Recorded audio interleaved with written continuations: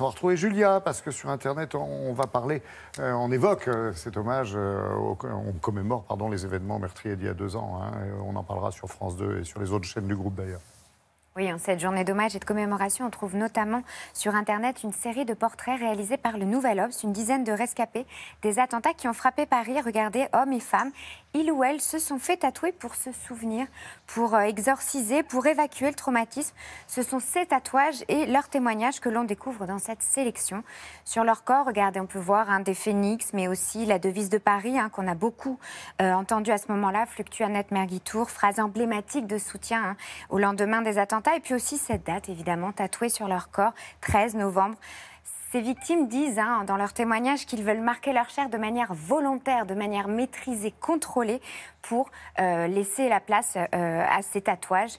Et puis, une autre initiative qu'on trouve aussi sur Internet, c'est l'initiative de cette jeune femme survivante au Bataclan le 13 novembre 2015, qui est ensuite passée par cette phase de souffrance assez étrange qu'on a du mal à décrire, le syndrome de stress post-traumatique. Elle est dessinatrice, Catherine Bertrand, et elle tente, grâce à la BD, de décrire ce qu'elle a ressenti.